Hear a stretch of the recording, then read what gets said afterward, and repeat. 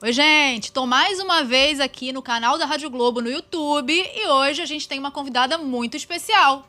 Ei. Vanessa Camargo! Carol, Ei, obrigada. cuidado eu, viu? Obrigada. Ó, Delícia. vamos começar então falando sobre cuidados com saúde mental? Vamos. Você já falou abertamente sobre isso, sobre a sua síndrome do pânico, que já tinha aparecido na sua vida Sim. em 2004. Uhum. Você Ela cuidou. estudou, sabe tudo. Você cuidou. Sim. E na pandemia, não só você, mas muita gente, inclusive eu, tivemos gatilhos de ansiedade de novo, por tudo que estava acontecendo, e voltou a aparecer a síndrome do pânico para você. Sim. Lendo entrevistas suas também falando sobre isso, você fala que o autoconhecimento te fez ressignificar, talvez, ou aprender a cuidar, lidar com isso. Mas antes de falar um pouquinho de autoconhecimento, que eu acho que tem a ver com terapia também, não Sim. sei se você vai me dizer, Sim. porque a terapia também me salva diariamente, como é que você percebeu que você estava precisando de ajuda? Então, saúde mental hoje é um tema que eu acho que todo mundo deveria falar, porque a nossa saúde mental, ela é primordial para que a gente tenha até saúde física. Eu acho que ela é a base de tudo isso. E, na verdade, quando você começa a sentir que, quando eu precisei, falei, ó, eu preciso olhar isso aqui com mais calma, porque a gente vai levando às vezes, não, Trabalho vai virando uma preciso bola de trabalhar, não neve. dá tempo de eu ficar, não dá tempo de eu parar pra olhar isso aqui. Vai levando. É quando você percebe que você tá deixando de viver. Você tá deixando de fazer coisas. Tá deixando de fazer uma coisa que você gostava há muito tempo, sempre gostou de fazer. Ou deixando de ir a lugares, deixando de estar com pessoas, deixando de trabalhar, deixando de... Quando aquilo começa realmente a te dominar e te controlar, opa, peraí, eu preciso olhar pra isso aqui. Então esses medos aqui estão me controlando, já não tô querendo sair. Aí eu obviamente, eu sou uma pessoa que sempre fui fã de terapia. Eu acho que toda pessoa... Eu acho que existe um preconceito tão gigante, ainda mais das gerações antes da gente, né? Acho que a nossa geração até tem um pouco mais de olhar Sim, pra terapia com menos preconceitos e ideias erradas, mas a terapia, ela é uma ferramenta tão poderosa para que a gente possa ter esse respiro, esse olhar para dentro e a gente começar a entender o que formou os nossos pensamentos, como que a nossa cabecinha separou as coisas, como que a gente tem algumas coisas mal resolvidas, né? De como a gente processou a vida, processou as relações, processamos as ideias. E aí, quando a gente vai fazer uma terapia, a gente começa a se ouvir, a gente começa a ter esse lugar de escuta, de um olhar com um profissional bom, porque também tem que ter isso, né? Tem que ter essa sintonia com a pessoa que está com você, essa conexão. Existem bilhões de linhas diferentes de terapia. Eu demorei para achar que mais funcionava com o meu estilo de pensar, de ser. E hoje eu digo que assim, elas são pessoas que... Eu tenho duas, né? Que ainda falta de eu tenho duas. Que são diferentes e complementares, que eu tenho uma linha muito espiritualizada que eu gosto de seguir também. E adoro Freud como uma boa freudiana. Então, foi muito essencial pra mim. Porque como era um processo que eu já tinha vivido em 2004, como você falou, foi muito assustador. Porque eu tava num momento que a minha carreira não podia parar e não podia... E eu tive que parar porque me bloqueou. Eu tratei na época com psiquiatria, com remédio. E aí, eu não levei o tratamento a sério, porque a gente fica muito bem, muito rápido com o remédio. Né? O remédio, assim, ele dá uma ajustada e acabou. E aí, não cuidei da forma que eu teria que ter cuidado, que era trabalhando aqueles medos. Por que eu era uma pessoa hipocondríaca? Porque o meu medo é esse, né? Por que eu tinha tanto medo de morrer o tempo inteiro? Que traumas são esses? Que, né, toda hora é uma doença. Uma dor de dente é uma bactéria que pode pegar meu coração. Tá, e você Uma conseguiu piscada de olho identificar é um isso? nervo. Eu fui Por que você tinha esses medos? Na terapia você conseguiu achar uns gatilhos, assim? Total, tem muito a ver com a minha infância. Tem muito a ver com os meus traumas, com coisas que foram reais, de risco de vida. Tem muito a ver com a falta de segurança em vários pontos que eu não me senti segura na minha vida. Então, existe uma construção minha que eu sou propensa a isso. E é muito difícil você mudar isso com 40 anos. Nossa, então tá. Eu sou uma pessoa que tem transtorno de obsessão compulsiva. Pronto. Tanto que isso pode ser o meu maior inimigo e meu maior amigo. Então, quando eu vou ensaiar uma coisa nova, quando eu vou aprender uma língua, quando eu vou aprender uma coreografia, isso me ajuda pra caramba. Entendeu? Quando eu vou aprender sobre um assunto novo. Eu quero agora inventar que eu vou agora aprender sobre tricô. Tô dando uma ideia. Um exemplo. Menina, transtorno obsessivo compulsivo faz você virar estudiosa do tricô. Eu vou lá e aprendo, daqui a pouco eu tô Craque master no naquilo tricô. ali. por isso que eu comecei com a dança à tarde e consegui rapidamente estar dançando com bailarinos profissionais em 2 anos. Que demorariam, uns 7 para chegar naquele ponto. Porque eu fui muito obsessiva, compulsiva para aprender, para fazer e tal. Então, ele pode ser uma coisa maravilhosa na minha vida. É uma dinâmica minha. Então, a terapia traz isso para você. Ela fala, olha aqui, meus amores, aqui estão suas qualidades e seus desafios. Pegue esses desafios aqui e vamos colocar ele no positivo. Vamos trabalhar como que a gente pode transformar isso aqui, ressignificar essas coisas todas. E trazer aquilo que é difícil para você, aquele gatilho, de uma outra forma. Vamos cuidar mais. Então, quando eu tô numa semana, eu já sei quando eu posso estar perto de um pânico chegar. Eu já entendo. Então, quando ele vem, eu falo, já sabia que você vinha. Tá aqui o café para você. Já sabia que você vinha. Já servi a mesa. Vem, senta. Tá aqui, ó. Eu já tava te esperando. Então, é isso que o processo de autoconhecimento fez comigo, sabe? A terapia foi me dar esse poder de, não é controlar, mas de aceitar e lidar com as coisas que eu não posso mudar, sabe? Então, foi um processo muito lindo e me deu um poder gigante com a minha vida, assim, em geral. Isso não quer dizer que tem momentos que a coisa pega e blá. Eu já sei, eu tô num momento difícil, né? Põe no avião pra você ver. O pânico vem na hora. Entendeu? Isso é sério. Assim, mas agora eu dou risada sabe. às vezes, mas eu sei que o avião é um lugar pra mim que é desconfortável. Não adianta fazer nada. Eu não me conformo com aquele bicho daquele tamanho pesado voando. Não gosto daquele negócio fechado. Entendeu? Não gosto. Então, eu tenho que sempre trabalhar de outra forma pra estar dentro do avião. Deixo de viajar de avião? Não. De vez em quando, venho de carro como eu vim hoje. É só isso. E tudo bem. E tudo bem. Mas isso que é legal. Você identifica o que te incomoda, você lida com isso e você transpõe essa barreira também. Tipo, olha, eu preciso viajar. Então, assim... Eu tenho muito pânico de altura. E esses dias eu tive que descer lá na Chapada, um desfiladeiro, pra chegar na cachoeira que eu queria. E eu passei mal. Porque, assim, eu era muito perto daquilo. Aí eu falava, meu Deus, se eu escorregar, vou lá pra baixo. E as pessoas tranquilas, crianças, né? Pessoas idosas ali, descendo. E eu tava quase me agarrando, assim, nas pedras. E eu comecei a tremer. E dado comigo, ele falava, respira. Cara, eu vou descer. Eu vou descer isso aqui, eu vou descer. Fiquei, mas era um lugar que foi... Falei, bom... Vou controlar e vou conseguir. Mas foi muito difícil pra mim. Desafiador, muito desafiador. Porque eu tenho esses lugares. Altura, lugar fechado... É desconfortável pra mim. Então, é assim que a gente vai lidando com a vida, sabe? Sim, e acho que parte, por isso que eu falo, gente, quem puder conhecer a terapia, claro que não são todas as pessoas que podem ou conhecem, não tem tempo, mas se você tiver a oportunidade de fazer uma terapia na sua vida, faça. Por você. Você vai ganhar... qualidade de vida, qualidade né, de vida, qualidade de mente, de espírito. É muito legal, é muito bacana. A música te ajuda nesses momentos, assim, por exemplo, que você tá talvez num momento de vida mais ansioso ou mais nervosa? A música te salva nesses momentos? Muito, muito. Elas têm sido assim... eu acho que às vezes eu tenho uma característica muito grande, eu fico segurando muito as coisas, eu quero ser muito forte, sabe? Eu quero ser muito... Vem em mim que eu seguro. E eu vou segurando. A única coisa que é capaz de me desaliviar, que me faz chorar, é música. Então, às vezes eu tô muito aqui, ó. Tensa. Rígida, forte. Aí eu percebo, porque eu tô engasgada, eu sinto que eu não tô bem. Aí eu ponho algumas coisas que eu já sei que é pôr e chorar. Aí sai aquele alívio. Eu falo, ai, nossa, deixei. Foi. E foi. Me ajuda bastante, assim. Exercício físico, dançar me ajuda muito. Fazer coisas que a gente às vezes acha que é boba, como jogar um banco imobiliário com os filhos, sabe? Essas coisas assim. Um café com amigos. Jogar baralhinho com as amigas. Essas coisas me fazem muito bem, assim, porque a gente tá ali com as pessoas que a gente ama, né? Brincar com meus cachorrinhos, que dão um trabalho danado, me faz bem, sabe? Então, eu acho que a gente tem que gastar nosso tempo nesses lugares, sabe? De coisas boas, né? E eu percebo. E quando eu vejo a ansiedade chegando, eu sei porque que eu tô ansiosa. Porque eu vou ter um show no Rio, eu não sei se vai ser bom um show no Rio.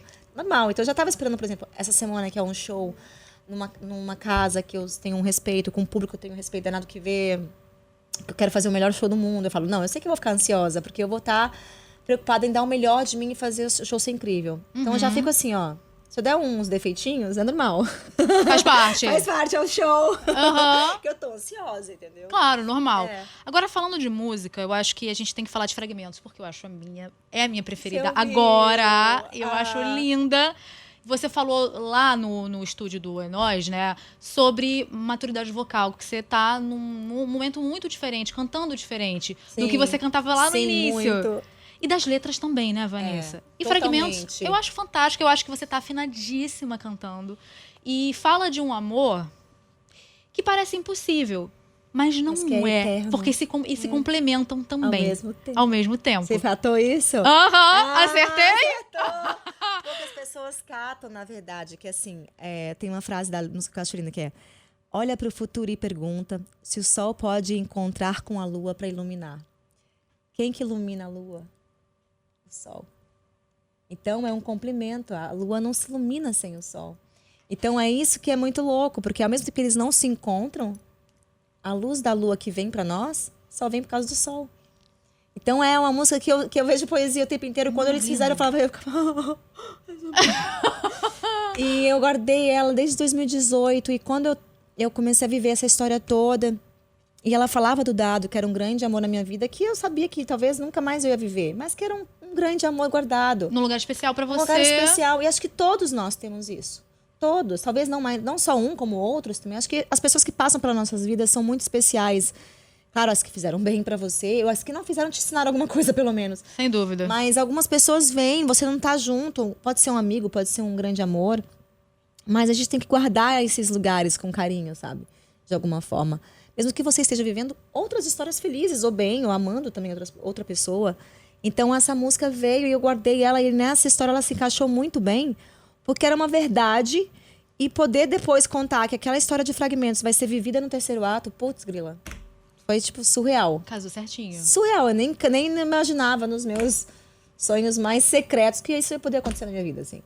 E eu acho que quando você fala sobre isso, na música, até na vida mesmo, você mostra para as pessoas, para os seus fãs, que é possível. Porque a vida às vezes dá tantas voltas... Né, que você pode reencontrar aquela pessoa lá na frente, num outro momento, talvez até melhor do que aquele lá de trás. E às vezes não, e às vezes aparece outras pessoas, a gente não sabe. O que a gente sabe é o seguinte: quando a gente tá vivendo a vida sob o nosso prisma, a nossa verdade, aí o universo vai te dar o melhor que ele tem pra você. Ouviram, né? Ele só não vai entregar, só não vai ser possível alguma coisa que vai te fazer um bem danado se você não estiver conectada com você mesmo. Eu entendi muito isso, claramente. Pra mim foi assim, a lição que eu aprendi nesse meu último ano foi, quando eu voltei pra mim, o universo fez a parte dele. Te deu, né? Me deu, te devolveu, só tá me trazendo de volta. Coisas que eram necessárias pra mim e tirando aquilo que não é necessário pra mim. Ele se encarrega, tá? Deus. Eles falam do universo. Porque quando eu falo universo, abrange, sabe, todas as pessoas que pensam diferente também. Então, Deus... como você acreditar, mas essa força superior que eu sei que existe, que é amor puro e que de lá que nós viemos, que nos conecta e que, por isso que somos irmãos, a gente não se catou ainda, porque Jesus falou, que ela começa a entrar aqui, mas é isso. Existe uma justiça muito, muito perfeita. Eu acredito muito na justiça, eu acredito muito nessa lei de que aquilo que a gente faz, a gente colhe aqui e agora. Então... foi quando eu volto pra mim, volta a música, volta coisas na minha vida que estavam tão adormecidas, sabe? E aí volta um grande amor, então foi tudo assim, porque eu volto pra mim. Quando a gente tá com a gente... Toma rédeas? A vida vai desgringolando, parece que os nós vão desatando, assim, sabe? É verdade. É muito louco. Falando um pouquinho de maternidade, você tem 2 meninos. Tenho. Eu vou só colar as idades aqui. Zé Marcos, de 11 anos. E João Francisco, de 9. Isso. Como é a Vanessa mãe? Ciumenta? Cara, eu queria que quem respondesse essa pergunta fossem os dois. Porque assim, ontem o José chegou pra mim. Mãe, eu acho que você é muito mãe brincalhona. Eu falei, como assim? Que bom, você né? tem que ser mais rígida. Aí eu falei... Cobrou? Só que não com ele, né? Foi mal. Sim, claro. Eu falei, meu filho... deixa eu explicar pra você. Não, porque você tem que falar... eu morri de rir. Você tem que falar pro João que se ele não parar de falar palavrão, que você vai fazer isso, isso, aquilo. Que você vai lavar a boca dele com sabão. Eu falei, meu filho, a mamãe não vai fazer isso. Sabe por quê? Porque eu não vou fazer isso. Eu não posso falar pro seu irmão uma coisa que eu não vou fazer. Mãe, mas você só engana. Eu falei, não, põe só medo. Não. Eu não trabalho com medo com vocês. Eu não quero vocês com medo de mim. Eu quero vocês que vocês me respeitem. Mas não é no medo. É no diálogo, é no dia a dia. Ai, eu falei, tá bom. Ele falou, tá bom, você tem razão. E aí a gente foi conversando, e eu sou essa mãe que conversa, que diz que tem isso. E claro que algumas vezes existe também a mãe que tá um berro em casa, que quer me esganar e fala, o sonho é de cachorro! E aí acontece isso. Mãe. Normal, como qualquer mãe. Mas eu me considero uma mãe nessa... Não é amiga, tá tudo certo, vamos ser amigos. Mas eu gosto muito de ouvir a criança.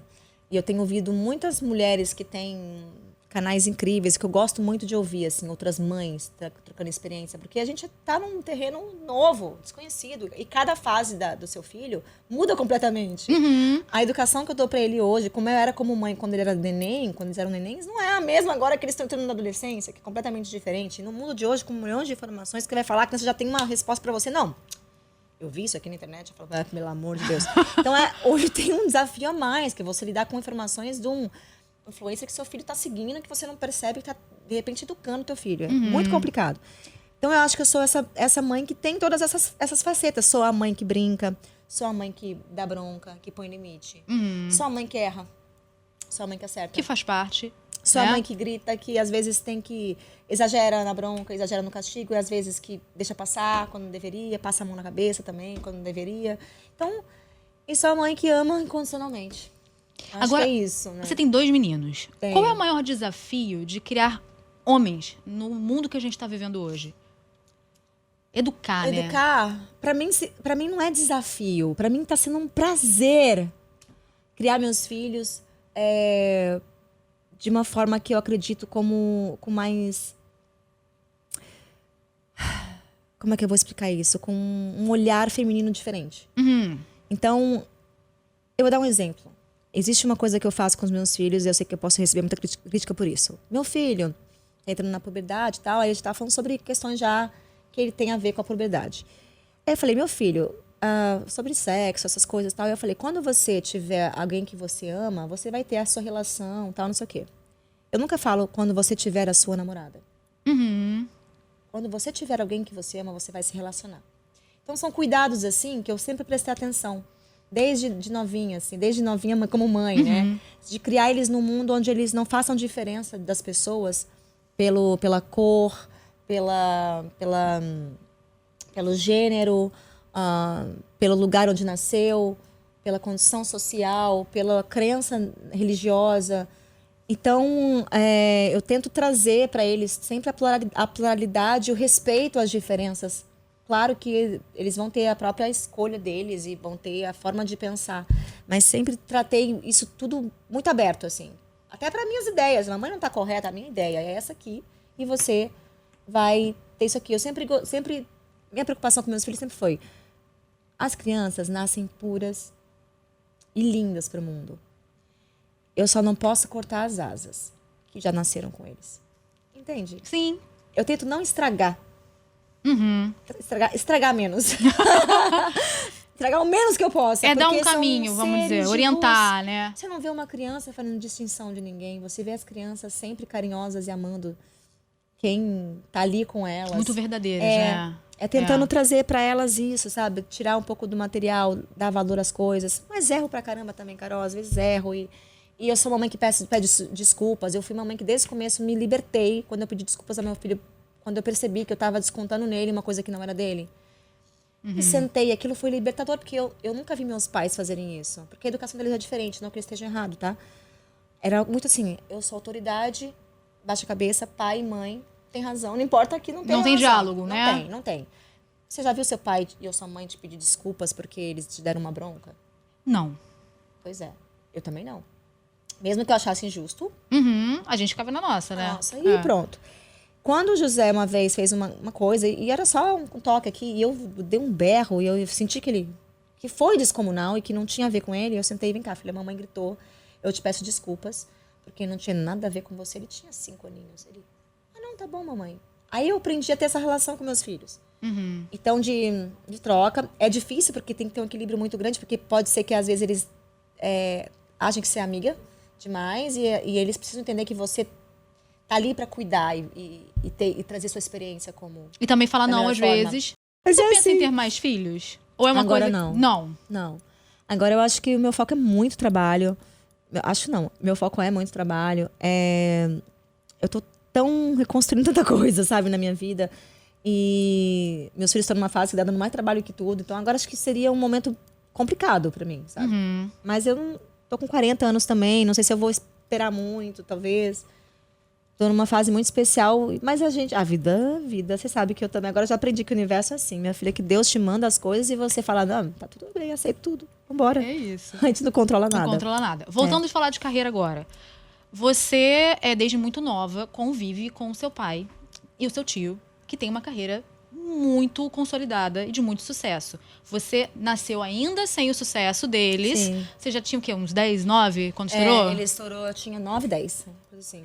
Então, um pedaço da sua infância, sua adolescência e a vida adulta toda convivendo com fama, com paparazzis e manchetes e tal. E também convivendo com o lado bom disso tudo. De uma carreira bem dirigida, bem sucedida, de profissionais que ajudavam os dois a tocarem aquilo tudo, a planejarem os shows, as coisas acontecerem e tudo mais.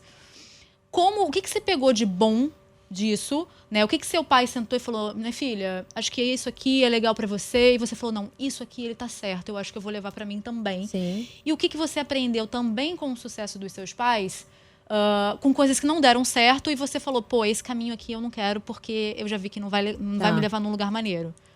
O que eu aprendi tem duas coisas muito fáceis que eu lembro desde antes do meu pai estourar, que sempre eu sempre admirei isso no meu pai.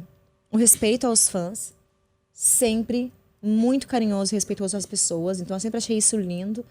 E isso eu levei comigo a vida inteira, assim, de dar o valor merecido para as pessoas que são as principais responsáveis por te dar a oportunidade de você fazer o que você ama. Gratidão a essas pessoas, sabe? Uma gratidão real. De igualdade, nunca de superioridade. Nunca. De igualdade. E disciplina. Então eu sou muito. Assim, teve um dia que eu falhei no trabalho, com horário. Bom, isso ficou na minha cabeça. Sabe aquela coisa. Me remoendo. Eu sou muito correta. Mesmo que eu não queira mais fazer, a não ser que seja muito grave, eu não falho no compromisso, no trabalho, no que eu me comprometi. Se eu falei pra você que eu vou fazer. Então, com o trabalho eu sou muito correta e eu aprendi isso com meu pai. Meu pai estava exausto, virado. Não interessava como ele estava. Eu vi ele cansado e cumprindo sempre os compromissos dele. Isso para mim foi muito importante. Agora, que engraçado. Quando eu falo de erros de carreira ou algumas coisas erradas, eu nunca aprendi. Porque eu sou teimosa. Capricorniana. E Capricórnio é um problema. Capricórnio. Porque vê que às vezes o caminho do outro... Não, mas comigo não vai acontecer, como é que vai ser diferente? É uma teimosia que só aprende quando toma. E aí você acabou cometendo alguns erros que seu pai vários falou, erros, o quê? Mas também acertos, tá? Ele falou, Vanessa, não faz, eu fiz ele. Ainda bem que você não me ouviu. Ainda bem que eu não te ouvi. Acontece muito essa troca, assim, mas já tem um tempo, assim. Meu pai sempre foi uma questão de... Ele estava perto mais nesse lugar. Quem cuidou da minha carreira e dirigiu minha carreira foi minha mãe. O tempo ela sempre inteiro. Te acompanhou muito, né? Me acompanhou a vida inteira, acompanhava, ficou um bom tempo até 2006. Até 2006 ela ficou comigo ali, cuidando. Eu tinha um time muito preparado, que vinha do meu pai, que ela colocou, que saiu do meu pai para ficar comigo. Então, assim, era um time muito competente, sabe? Trabalhei com gente muito competente na minha carreira sempre. Mas eu sou uma pessoa teimosa que sempre cometeu alguns erros por justamente não ouvir as pessoas e querer ser teimosa. E aí eu fui aprendendo. Mas mesmo assim, tem vezes, Carol, que eu falo... Exemplo. Toda vez que eu uso um Tomara que Caia e eu saio do palco, eu falo... Por que eu insisto que o Tomara que Caia não vai cair? Por que eu sempre faço isso? E você fica o show todo preocupada ali. Eu Tomara que Caia, Carol. Porque eu acho que daquela vez não vai cair. Porque é uma rede diferente? Porque tá mais apertado. Aí no meio do show eu fico... Por que eu teimo? Por que eu acho que o Tomara que Caia não vai cair? E fica, né? E essas teimosias assim...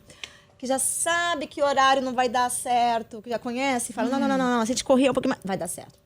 Mas a gente aprende, por exemplo, tinha um compromisso hoje que queriam marcar hoje 1h. E eu falei, não consigo sair porque eu preciso pôr meus filhos pra escola. Então eu só consigo sair 7h30, que é quando eles saem pra escola, pego o carro, vou pro Rio. Então, gente, posso pegar trânsito, posso pegar blitz, posso pegar qualquer coisa que foi de ter feito, ainda bem. Às vezes eu me atentei, falei, a gente queria tanto fazer esse compromisso. Eu falei, Alana, eu queria muito, mas, cara, a gente não vai chegar. O risco é muito grande. Dito e feito, eu cheguei no horário de chegar aqui. Certinho. O outro não tinha pegado. Eu teria o quê? Me queimado, porque eu teria marcado e falhado com as pessoas. Então, essas coisas a gente vai pegando maturidade e aprendendo, sabe? Sabendo quando a gente tem que dizer não. Eu acho que isso foi o que eu mais peguei na carreira com o tempo, é quando a hora certa de dizer não. Porque eu não sabia dizer não. E isso eu criei maturidade e segurança na minha carreira para dizer não, para não participar daquele programa, sem medo de não me queimar com tal pessoa. Não, isso porque o que não é bom para mim, é bom para mim. É bom para você, meu amor. Para mim não é bom. Pra você vender revista, fofoca, é bom, pra mim não é. Entendeu? Então, muito obrigada, mas não. Isso foi libertador pra mim. Aprender a dizer não é libertador, né, Vanessa? É muito bom, Amém, né? Gente, é muito bom. Não. Você participa de todo o processo dos shows, por exemplo? Porque você já falou que é disciplinada e capricorniana. Todo. Tipo, cenário, luz... Tudo. O que você vai vestir. Tudo. Hoje, meu trabalho, assim, desde que eu retomei minha carreira, tudo. E até a pouco vai passar essa fase, mas eu tô numa fase muito controladora. Tudo passa pelo meu crivo, mas é tudo. É assim, a foto... Deixa eu ver a foto, a legenda. Deixa eu ver essa legenda aqui, a publicidade. Deixa eu ver esse texto, deixa eu ver isso aqui. É até cansativo. Deixa eu ver essa edição, deixa eu ver a luz. A gente tava fazendo um vídeo agora, eu editei no caminho um vídeo que vai passar no show 3 vezes. Então, isso tá acontecendo, mas eu tô trazendo que eu voltei, a equipe, tem gente que já tava comigo, mas tem gente nova. Então, eu tô começando a deixar na mão deles algumas coisas já, sabe? Porque eu precisei fazer isso no momento. Porque como eu me arrependi de ter deixado na mão dos outros demais a minha vida e perdi a mão de deixar demais, aí a gente fica, né, até reativa de, peraí, isso aqui é meu, é minha vida, é minha carreira. Agora, aos poucos, eu tô de novo fazendo um movimento de estar atenta a tudo, mas também confiar. O outro pode fazer também, te ajudar e pra você não ficar exausta e louca, fazendo tudo junto. Eu vou fazer uma pergunta sobre o show, mas eu vou deixar pro final. Porque aí, né, qualquer coisa a gente edita e joga antes. Porque a entrevista vai ficar salva todinha. Tá bom. Então, do show eu vou fazer por último, qualquer coisa a gente dá um spoilerzinho. Tá bom. Tá? E pra fechar, antes da pergunta do show, eu queria falar sobre pressão estética. Toda mulher que eu entrevisto aqui na Rádio Globo e na vida, eu falo sobre isso. Porque basta ser mulher pra você viver naquilo do corpo que a sociedade diz que é o melhor, né? O cabelo que tem que ser assim, a boca agora tem que ser do preenchimento, o nariz tem que ser darará, não sei o quê, enfim. E como vocês são famosas, isso é 10 vezes pior, não é verdade? Eu não sou famosa e às vezes eu caio nessa. Você também sente isso? Você sabia que sendo mãe de menina eu percebi? Também tá nisso? Eu sendo mãe de 2 meninos, eu percebi também essa pressão estética nos meninos. Mas em que momento você percebeu? Indo pra puberdade. Pra adolescência, entrando na adolescência, eles começam a sentir também. É mesmo? Com pele, ficando mais gordinhas às vezes, cabelo muda. Eles também sentem, sabia? E eu não imaginava. Olha, que achava que era uma coisa feminina nossa. E não é. E acho que aquela fase que a gente tá ficando estranho, crescendo uma coisa, não crescendo a outra, sabe? Essas coisas todas. A voz muda, não sei o quê. Eu acho que desde sempre. E agora, com essa rede social, com tantos filtros, eu acho que a coisa só tá piorando. De fato, tá? Exato. Eu vi a Dani Calabresa, eu morri de rir com ela, que ela falou que encontrou alguém, ela falava assim, mas não é a mesma pessoa com filtro. Você não conhece mais, Eu morri de rir. Ela falou, não é possível. Ela olhava e falava, cara, porque é isso. E quanto mais a gente usa filtro, a gente não começa a não se aceitar. Não, exatamente. Sabe o que eu reparei? Quando eu comecei a usar muito filtro, eu comecei a me achar mais feia no espelho. Lógico. E assim, eu comecei a fazer uma parada que, tipo, eu só colocava foto com filtro. E aí eu fazia uma foto do mesmo lugar, com a mesma luz. Porque se eu não fizesse com filtro, como todo mundo fazia, eu falava, não, eu tô sempre... Eu tô feia, o povo tá bonito. Só que eu comecei a ficar assim, gente, mas essa boca não é minha. Essa pele totalmente lisinha não é minha. Então, aí, quando você tá no espelho, você fica triste. Você fica triste. Porque você tá com a imagem daquele filtro no seu Instagram, aí você olha pra realidade e fala, peraí, ai não, eu tô caída, ai eu tô com uma espinha, eu tô com mancha na pele, eu tô com isso aqui. Então eu tenho tentado olhar pra mim com mais empatia, fazer um trabalho comigo. Eu sempre tive problema com autoimagem, é um dos meus temas terapêuticos da vida inteira. Por causa do corpo, eu ficava gordinha, magrinha. Você chegou a fazer alguma coisa estética por uma pressão? Não, e se arrependeu? Eu fui bulêmica. Eu tive bulimia. Então, assim, era um grave sinal de doença mental por pressão minha. Deixar que eu tinha que ter o corpo da Britney Spears. Isso, mas já famosa ou antes? Já famosa. Então, eu descobri que eu podia ter o corpo, porque tipo, eu não conseguia controlar a compulsão alimentar. Mais fácil, eu vou fazer isso aqui. E foi um horror, eu me pus em risco. Claro. Foi muito sério. E aí eu tive, obviamente, amigos e família que se juntou e me ajudaram. Mas eu sempre fico atenta. Se eu comer... Até hoje, se eu comer um prato, uma montanha de prato, vai me dar vontade de jogar pra fora. Então, eu não posso ficar... Porque eu sinto que é um negócio que eu não consigo suportar. Então, a gente vai trabalhando. Isso é com o tempo. Então, às vezes, eu tô com uma barriguinha. Hoje, eu tô muito mais feliz. Eu tinha vergonha de ficar de biquíni. Hoje, tá lá a celulite, tá lá a bunda caída, tá lá o que for que tiver que tá lá. Isso tem a ver com maturidade também, Na Cachoeiras agora, eu fiquei lá. Imagina que eu ia numa cachoeira cheia de gente, de público, como eu fiz agora, andar de biquíni. Impensável. Desde os 14, eu punha aqueles shortinhos. Eu ficava assim, ó. Sabe, me escondendo na barriga? Sei. Eu era essa adolescente que sentava curva assim, ó. E ficava aqui, ó. E todo mundo curtindo a praia e você sentada aqui assim. Ou eu curtia com maiô e shorts. Porque eu me sentia feia, me sentia gorda e tal. E aí agora eu tava, tipo... Um monte de gente me conhecendo lá, eu de biquíni e eu tava de bunda pra fora. Tipo assim... Não, tá tudo bem. Eu quero aproveitar esse momento. Tá tudo bem, eu tenho celulite, tá tudo bem, não tenho corpo perfeito, tá tudo certo. Isso é uma parte de, tipo, meu valor não tá ali. Minha beleza não tá ali. Se eu puder cuidar, que bom. Então, isso é um processo que eu fui trazendo pra mim, assim. Mas olhando pro outro, por que eu tenho empatia com o outro? Por que eu não dou valor pro outro pelo que ele é, pela aparência dele? E dou pra mim só nisso? Não faz sentido. Se pro outro eu acho ele lindo pela alma, pelo que ele me traz, claro que, né, ele fica mais lindo fisicamente, por que eu não posso ficar mais linda pelo que eu tenho? Pela sua Por que personalidade. eu tenho que ter um peito perfeito? Só me dou valor se eu for assim? Que isso, tá louca? Não, vou cuidar de você. Eu me acolhi mesmo, eu falei, não. Perfeita. Eu acho que às vezes a gente não se parabeniza também o tanto que a gente se cobra. Total. A gente se cobra muito mais, né? A gente só faz com o outro, a gente só julga o outro, se cobra porque a gente faz isso com a gente.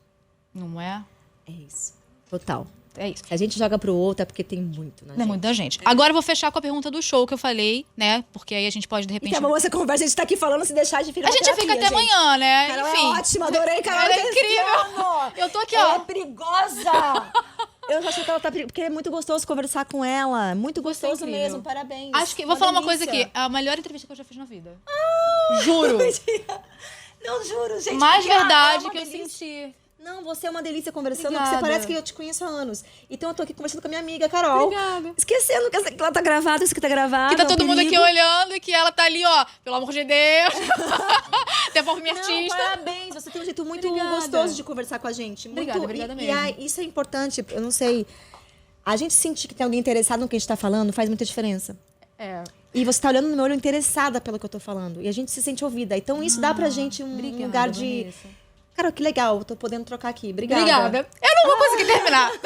Vou sim. Parabéns. Vamos aqui. É isso, então. Obrigada, Vanessa. Mais gratidão. sucesso. Obrigada. Volte sempre aqui na Rádio Globo. A gente tá sempre de portas abertas. Ó, e quem viu isso aqui, quem vai ver essa entrevista depois do show, só gratidão. Viu o Rio de Janeiro, meu coração sempre tá aqui com vocês. Eu tenho muita gratidão a essa cidade, a esse estado que sempre me recebeu com muito carinho e me deu a oportunidade de cantar pra vocês. E é isso, perfeito. É nóis. É nóis. É nóis. Ok? Bem carioca. Daqui a pouco eu começo a cantar carioca no meu show com causa de dados. Pois é. Tem um sotaque agora meu ali, Deus. ó. Eu só ficar uns 2 dias aqui eu começo. Falando entendeu? mais assim. E o Dado, ele tem essa voz mais arrastadona também. Total carioca, gente. Total. Ele Vocês... é muito bom. Eu vou te contar, sabe? É que eu tenho muito paulistês também ali. Mas eu fico um pouquinho demais. Eu tava cantando outro dia uma música. Eu falei, cara, eu fiz um carioquês aqui, ó. Olha aqui. Não era que eu falava, eu não falava isso aqui assim, como é que era? É uma frase que eu tô muito puxando essa. Puxou essa do carioca. Você tem vindo muito pra cá? Menos do que eu gostaria. Mais pra trabalho mesmo. Eu queria vir mais pra passear mesmo. Eu tô precisando vir pra passear. Tirar pra trabalho, aí vem pro trabalho. Não, tem que curtir praia. Então, uma não coisa... tá rolando. Poxa vida. Pô, eu vou vir, mas eu vou dar um jeito nas próximas férias. Combinado. Beijo, gente. Até a próxima. Beijo, tchau.